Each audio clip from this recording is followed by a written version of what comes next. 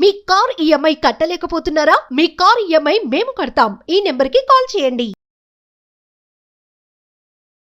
Hello నమస్తే, welcome to Suman TV. ప్రస్తుతం మనతో అడ్వకేట్ కృష్ణకాంత్ గారు ఉన్నారు. వీరితో మాట్లాడి కొన్ని విషయాలను ఈరోజు డిస్కస్ చేద్దాం. నమస్తే అండి. నమస్తే అండి. అల్లు అర్జున్ కేసు విషయానికి వస్తే, అల్లు అర్జున్కి ఇప్పుడు బెయిల్ వచ్చింది.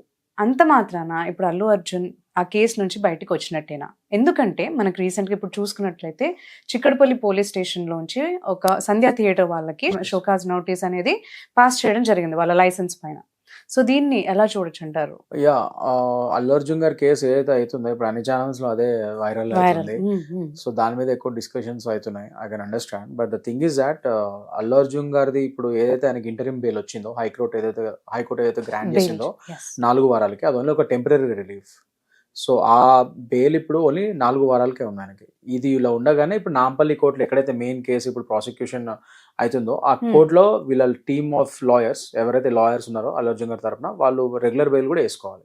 ఇప్పుడు ఆ ప్రొసీజర్ ఆల్రెడీ వాళ్ళు స్టార్ట్ చేశారు. సో ఆ రెగ్యులర్ బెయిల్ వేసుకొని అది కూడా అప్పుడు గ్రాంట్ అయితే then he'll be on little bit of safe side, కొద్దిగా బెయిల్ వచ్చినట్టు ఆయనకి. లేదు ఒకవేళ అక్కడ బెయిల్ రిజెక్ట్ అయితే కొద్దిగా ఆయన మళ్ళీ రిమాండ్ లోకి, ఈ 4 వారాలు అయిన తర్వాత మళ్ళీ ఆయన రిమాండ్ లోకి వెళ్ళాల్సిన పరిస్థితి ఏర్పడుతుంది. సో జస్ట్ బెయిల్ వచ్చినంత మాత్రాన ఆయన బయటకు వచ్చినట్టు కాదు. ఇది ఎప్పుడైతే ట్రయల్కి వెళ్తుంది ఈ కేసు, ఆ ట్రయల్లో వాదోపవాదాలు అయితే, ఫ్యాక్ట్స్ ఆఫ్ ద కేసు ఇవన్నీ పరిగణలోకి తీసుకుంటారు. సో ఫైనల్లీ ఒక జడ్జ్మెంట్ వస్తుంది. ఆ జడ్జ్మెంట్ వచ్చినప్పుడు ఈయన నిర్దోషి అవుతాడు. ఇఫ్ ఒకవేళ ఏమన్నా కన్విక్ట్ అయ్యి ఏమన్నా ఫైన్ పడే ఛాన్సెస్ ఉంటాయి. ఇలాంటి కేసెస్లో జనరల్లీ ఈయన డైరెక్ట్గా పార్టీ చేయడానికి ఉండదు. ఎందుకంటే హీఈస్ A11 ఇందులో. ఇప్పుడు ఒక ప్రైమ్ అక్యూజ్డ్ అంటే అది కూడా కాదు, he's A11, 11th accused number 11 ఈయన. సో డైరెక్ట్గా ఇది కాదు కాబట్టి ఇతను పెద్ద శిక్షలు పడిపోయి అంత ఏమి ఉండకపోవచ్చు. మాక్సిమం ఫైన్ వేస్తారు అన్నది నా ఉద్దేశం. అండ్ మోర్ ఓవర్ నాది ఫస్ట్ నుంచి ఏంటంటే కీర్తి గారు, నేను వేరే ఛానల్స్ లో కూడా చెప్పడం జరిగింది. నేను ఎప్పుడైతే అరెస్ట్ చేశారో ఈ సెక్షన్స్ పెట్టి, సెక్షన్ 105 ఆఫ్ BNS ఒకటి, section 118 of sub clause 1 BNS. నా బాధ ఏంటంటే అసలు section 118 of sub clause 1 BNS అనేది దీనికి ఎట్టినట్టు కాదు. ఎందుకంటే that is nothing but causing grievous hurt by using some dangerous material or dangerous weaponry or something like that. So దీనికి అట్రాక్ట్ అవుతుంది. అంటే వాళ్ళు చెప్పే వాదన ఏంటంటే ఒక డేంజరస్ సిచ్యువేషన్ ని వీళ్ళు పెట్టారు కదా అది అని చెప్పి. But that has to come with an intention also. అది ఇంటెన్షన్ ఈయనకి ఎందుకు ఉంటుంది? క్రౌడ్ ని ఇవన్నీ చేసుకొని ఆయన మీద ఆయన కేసులు వేసుకోవడానికి ఉండదు కదా. So what I'm saying is ఆ సెక్షన్ పెడితే మీరు రాంగ్ అది అంట నేను. మీరు పెట్టాల్సిన సెక్షన్ ఏంటి? యాక్చువల్లీ 106 పెట్టాలి. 106 of subclause 1, that is nothing but of BNS, that is nothing but death caused due to negligence. So 106 of sub clause 1 పెడితే అది కరెక్ట్ సెక్షన్ అవుతుంది. మరి పోలీస్ వారు ఇది కాగ్నిజెన్స్ ఆఫెన్స్ కింద చూపించి అది ఓన్లీ 3 years జైలు శిక్ష అనమాట 106 ఆఫ్ సబ్ క్లాజ్ 1.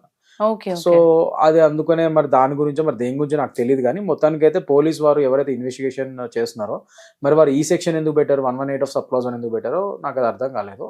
సో ఇక్కడ ప్రాబ్లం ఏంటంటే ఇలాంటి రాంగ్ సెక్షన్స్ పెడతాం వల్ల ఏమవుతుందంటే రేపటి రోజు కోర్టులో ఇది వెళ్ళినప్పుడు ట్రయల్కి, సో ఈ సెక్షన్ దీనికి అట్రాక్ట్ కాదు కాబట్టి మాక్సిమం కేసు డిస్మిస్ చేసే ఛాన్సెస్ కూడా ఎక్కువ ఉంటాయి అనమాట. అండ్ ఇన్నోసెన్స్ ప్రూవ్ చేసుకోవడానికి కూడా వాళ్ళకి చాలా డిఫికల్టీస్ వస్తాయి అనుకుంటాను ఇలాంటి వాటిలో. అంటే అట్లా అని కాదు, innocence in the sense like first and foremost అసలు ఈ 118 ఆఫ్ సబ్ క్లాజ్ 1 ఎందుకు వస్తుంది అన్నది కూడా మెయిన్ బేసిక్ పాయింట్. అది బేసిక్ పాయింట్ జడ్జ్ గారు అడుగుతారు నాకు తెలిసి, అసలు ఇది ఎందుకు అట్రాక్ట్ అవుతుంది ఇదంతా ఏంటి అనేది. వీళ్ళు అంటే జడ్జ్ గారు ఇన్ ద సెన్స్ లైక్ వీళ్ళ తరపున లాయర్ దాని మీద వాదిస్తారు. అల్లు అర్జున్ గారి తరపున లాయర్ ఇది 118 ఆఫ్ సబ్ క్లాజ్ 1 దీనికి రాదు అన్నది మాక్సిమం వీళ్ళు కంటెస్ట్ చేస్తారు ఆ సెక్షన్ మీద. సో డెఫినెట్లీ అది అప్పుడు అది రాంగ్ అయినప్పుడు డెఫినెట్లీ ఆ సెక్షన్ తీసేయబడుతుంది. సో అది డెఫినెట్ గా ఆ ఇంపాక్ట్ కేసు మీద పడి అల్లు అర్జున్ గారికి మాక్సిమం ఈ కేసులో నుంచి బయటపడే ఛాన్సెస్ కూడా ఎక్కువ ఉండే ఛాన్సెస్ కూడా ఉన్నాయి ఈ కేసులో. ఒకవేళ అదే సెక్షన్ కంటిన్యూ అయితే, అదే 106 ఆఫ్ సబ్ క్లాజ్ 1 పెడితే మాత్రం ఆయన కొద్దిగా ప్రాబ్లమ్ అవుతుంది. ఎందుకంటే ఆ సెక్షన్ అంటే చార్జ్ షీట్ ఫైల్ లోపల ఒకవేళ సెక్షన్ వీళ్ళు పోలీస్ వాళ్ళు ఇది ఆల్టర్ చేస్తే సో డెఫినెట్లీ అప్పుడు అది అట్రాక్ట్ అవుతుంది ఈ కేసుకి. Negligence, death caused by negligence కదా. జనరల్లీ కీర్తి గారు ఇది స్టాంపేడ్స్ కానీ ఈ పొలిటికల్ స్టాంపేడ్స్ కేసెస్లో, సినిమా ఈవెంట్స్ లో స్టాంపేడ్స్ అయ్యే కేసెస్లో, ఈ పుష్కరాలప్పుడు అయ్యే స్టాంపేడ్స్ కేసెస్లో, ఇలాంటి వాటిలో జనరల్లీ ఎక్కువ పెట్టే సెక్షన్ అనేది ఇప్పుడు ఈ latest section 106 of sub clause 1 of BNS, death caused by negligence. So అదే అట్రాక్ట్ అవుతుంది. సో ఇందులో కూడా అదే వస్తుంది. కానీ ఆ సెక్షన్ పెట్టలే వీళ్ళంతా సివియర్ సెక్షన్స్ పెట్టి ఎందుకు చేస్తున్నారు అనేది అది పోలీసు వారికే తెలియాలి. 118/1 అదే అన్నారు కదా, డైరెక్ట్ గా సబ్ క్లాజ్ 1 ఇది డైరెక్ట్ గా వెపన్స్ తో వాళ్ళని సివియర్ గా హర్ట్ చేశారని ప్రూవ్ అయితేనే ఇది ఫైల్ చేయాలన్నట్టు విన్నారు. డేంజరస్ వెపనరీ, ఎక్స్ప్లోజివ్స్, అది గన్ గానీ ఏదో ఒకటి అలాంటివి మనం ఉంటే, అంటే వాళ్ళు చెప్పే వాదన ఏంటంటే దీన్ని ఒక డేంజరస్ సిచ్యువేషన్స్ క్రియేట్ చేసినా కూడా అది అట్రాక్ట్ అవుతుంది అన్నట్టుగా ఉంది అని అంటున్నారు వాళ్ళు. బట్ అంత ఈ సిచ్యువేషన్ డేంజరస్ సిచ్యువేషన్స్ వీళ్ళు ఎందుకు ఇంటెన్షనల్ గా క్రియేట్ చేశారనేది మెన్స్రియా. మన లీగల్ లాంగ్వేజ్ మేము అనేది ఏంటంటే మెన్స్రియా అంటాం. మెన్స్రియా అంటే ఇంటెన్షన్ టు హార్మ్. సో ఆ ఇంటెన్షన్ అనేది ఎందుకు ఉంటుంది అది వీళ్ళు ప్రూవ్ చేయగలగాలి. ఇప్పుడు అల్లు అర్జున్ అనే ఒక పెద్ద స్టార్ కి ఒకరిని హార్మ్ చేయాలి అనే ఒక ఇంటెన్షన్ అంతా రాడు కదా. ఆయన ఏదో ఆయన మూవీ ప్రీమియర్ కి వచ్చాడు, కొద్దిగా ఫ్యాన్స్ వచ్చారు, పర్మిషన్స్ ఉన్నాయా లేవా దానికనే secondary. That comes in the later part of the trial. అది వాళ్ళు ప్రూవ్ చేసుకోవాలి, అదంతా తర్వాత. కానీ మామూలుగా అయితే ఆయన వచ్చాడు, ఆయనకి ఆ ఇంటెన్షన్ అయితే ఉండదని ఎవడైనా చెప్పగలుగుతారు. సో అలాంటివి సెక్షన్స్ పెడితే అట్రాక్ట్ కాదు ఈ కేసు కి. సో పెట్టేది ఏదో కరెక్ట్ సెక్షన్స్ పెట్టండి. అదేదో 106 ఆఫ్ సబ్ క్లాస్ 1 పెడితే కరెక్ట్ సెక్షన్. ఎందుకంటే స్టాంపేడ్స్ కి ఎక్కువ పెట్టే సెక్షన్ అది, death caused by negligence. So అది పెడితే కరెక్ట్ కదా దీనికి. సో అది ఇంటిమేట్ చేయకుండా వచ్చారు అనే దాని మీద బేస్ చేసుకొని వీళ్ళు అది పెట్టుంటారు. అట్లా కదా, ఇంటిమేట్ చేసినా చేయకపోయినా ఇట్స్ నెగ్లిజెన్స్ కదా. ఇంటిమేట్ చేయలేదు, అది కూడా నెగ్లిజెన్సే కదా. వీళ్ళు పట్టించుకోలేదు, నెగ్లిజెన్స్ వల్లే కదా ఇది అయింది వాళ్ళు. సో అది అట్రాక్ట్ అవుతుంది కదా. Even if they not intimated, that is because of negligence. అంతే కదా. ఇప్పుడు వాళ్ళు ఇంటిమేట్ చేయలేదంటే కావాలని వాళ్ళు ఒక ప్లాన్ వేసి ఎవరినో చంపేద్దాము స్టాంపేడ్ లో అని చెప్పి ఏమైనా చేస్తే అది తప్పు అవుతుంది. అది ఇక్కడ అట్రాక్ట్ కాదని అనుకుంటున్నాను నేను. అంత ఆయనకి అంత ప్రీమెడిటేటెడ్ గా వీళ్ళంతా ప్లాన్ చేసుకుని స్టాంపేడ్ చేయడానికి అవసరం ఏముంది అక్కడ?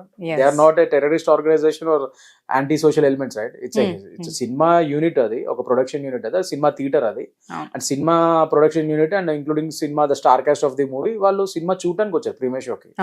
సో ఇలాంటి రాంగ్ సెక్షన్స్ పెడతాం వల్ల అది కేసు పోలీస్ వారికి నష్టం. అది పెట్టేది కరెక్ట్ సెక్షన్స్ పెడితే అది కరెక్ట్ గా ప్రాసిక్యూట్ అయ్యే ఛాన్సెస్ ఉంటుంది అనేది నా వాదన. ఇప్పుడు చిక్కడపల్లి పోలీస్ వాళ్ళు ఎందుకు ఈ నోటీసెస్ పాస్ చేశారు? షోకాజ్ నోటీస్ కి సంబంధం ఏంటంటే, లైక్ ఇది జనరల్లీ హైదరాబాద్ పోలీస్ యాక్ట్ అని ఒకటి ఉంటుంది. వాళ్ళకి ఏంటంటే the commissioner of police has right to issue licence to amusement establishments and entertaining establishments. అంటే థియేటర్స్ కి ఇలాంటి అమ్యూజ్మెంట్ ఎస్టాబ్లిష్మెంట్స్ ఏవైతున్నాయో వాళ్ళకి లైసెన్స్ ఇచ్చే హక్కు పోలీస్ వారిది ఉంటది అనమాట. ఇది హైదరాబాద్ సిటీ పోలీస్ యాక్ట్ కింద అది ఉంటది అనమాట అది. సో దాని ప్రకారంగా ఇవాళ రోజు సంధ్యా థియేటర్ కి వీళ్ళు షోకాజ్ నోటీస్ పంపించడం జరిగింది పోలీస్ వారు. అసలు మీ సంధ్యా థియేటర్ అనేది ఒక 70mm 35mm అని 2 థియేటర్స్ ఉన్నాయి. కానీ 2 థియేటర్స్ కి ఎంట్రీ అండ్ ఎగ్జిట్ ఒకటే ఉంది, గేట్ ఒకటే గేట్స్ పెట్టారు. సపరేట్ గా 2 థియేటర్స్ ఉన్నప్పుడు 2 పెట్టాలి. సో అక్కడ క్రౌడ్ అంత మంది వెళ్తున్నప్పుడు ఒకటే ఎంట్రీ ఒకటే ఎగ్జిట్ లాగా ఉంది. అక్కడ జనాలకి చాలా ఇబ్బంది అవుతుంది. అది చాలా హాఫ్ హెజార్డ్ సేఫ్టీ మెజర్ అది. So that will cause issue. ఇప్పుడు వాళ్ళ రోజు స్టాంపేడ్ అవడానికి ఇవన్నీ కారణాలు అన్నట్టుగా పంపించారు వాళ్ళు. ఏంటంటే ఆ ఇన్సిడెంట్ ఏదైతే ఆ రోజు అయిందో స్టాంపేడ్, దానికి ఇవన్నీ కూడా కారణాలు. ఏంటంటే మీ ఎస్టాబ్లిష్మెంట్స్ రాంగ్ ఉన్నాయి. మీ 2 థియేటర్స్ ఉంటాయి, 70mm సంధ్యా 70mm 35mm. మీరు ఒకటే ఎంట్రీ అండ్ ఎగ్జిట్ గేట్స్ పెట్టారు. అండ్ థియేటర్ మెయింటెనెన్స్ సరిగ్గా లేదు. ఆ లోపల థియేటర్ హాల్స్ లో కూడా ఎంట్రీ అండ్ ఎగ్జిట్ డోర్స్ సరిగ్గా లేవంట. అండ్ వాళ్ళు ఇప్పుడు క్రౌడ్స్ ఎక్కువ వచ్చినప్పుడు ఆ క్రౌడ్ మేనేజ్మెంట్ సరిగ్గా ఫెయిల్ అయ్యారు. అండ్ మోర్ ఓవర్ ఆ పలానా రోజు ఆ ఇన్సిడెంట్ అయినప్పుడు ఆ హీరో గారి పర్సనల్ సెక్యూరిటీ బాడీ గార్డ్స్ వాళ్ళు ఈ జనాల్ని బ్లాక్ చేసి ఆయన ప్రొటెక్షన్ చేస్తూ ఈ జనాల్ని బ్లాక్ చేయడం ఎక్కువ జరిగిందంట.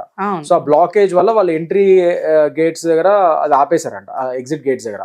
సో దాని వల్ల కూడా స్టాంపేడ్ అయినప్పుడు చాలా మంది బయటకి వెళ్ళలేకపోయారు. సో దాని వల్ల కూడా అక్కడ ఇరుక్కుపోయి ఆ స్టాంపేడ్ ఎక్కువైపోయి అక్కడ చనిపోయారు వాళ్ళు, స్టాంపేడ్ ఇన్సిడెంట్ అయ్యి. అదే వాళ్ళు బ్లాక్ చేయకుండా ఉంటే ఆ పర్సనల్ సెక్యూరిటీ గార్డ్స్ కొద్దిగా జనాలు బయటకు వెళ్ళిపోయారు, ఫ్లో ఉండేది. ఎగ్జాక్ట్లీ ఆ ఫ్లో ఉండేది అండ్ ఆ ఇన్సిడెంట్ అయ్యేది కదా, ఆ బాధాకరమైన ఇన్సిడెంట్ అయ్యేది కాదు. సో ఇవన్నీ రీజన్స్ చూపిస్తూ, సో ఇవన్నీ మీరు తప్పులు చేశారు, మీ ఎస్టాబ్లిష్మెంట్ సరిగ్గా మెయింటైన్ చేయట్లేదు. మీరు థియేటర్ ని ఒకటే ఎంట్రీ ఒకటే ఎగ్జిట్ గేట్లు పెట్టారు 2 థియేటర్స్ కి. లోపల థియేటర్ లో కూడా అంతే చాలా ఇవి ఉన్నాయి. అండ్ ఉమెన్ కి సపరేట్ గా బాత్రూమ్స్ కానీ అవి కూడా సరిగ్గా లేవంట.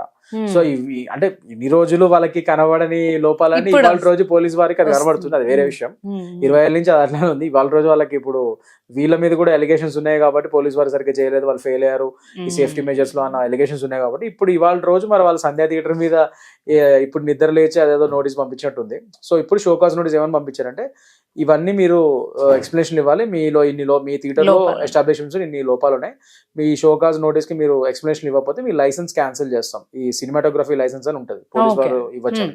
అదేంటంటే to run your establishment, to run films and all in the theatre. ఆ లైసెన్స్ హైదరాబాద్ పోలీస్ యాక్ట్ కింద వాళ్ళు ఇవ్వచ్చు లైసెన్స్ అండ్ తీసేయచ్చు కూడా. సో నేను మీ లైసెన్స్ ఎందుకు క్యాన్సిల్ చేయకూడదు, నాకు ఎక్స్ప్లెనేషన్ ఇవ్వాలని చెప్పి షోకాజ్ నోటీస్ సంధ్యా థియేటర్ పంపించడం జరిగింది ఈ రీజన్స్ వల్ల. So no they have to give an explanation to the police department. Okay అండి, okay. Thank you so much Krishnakant గారు.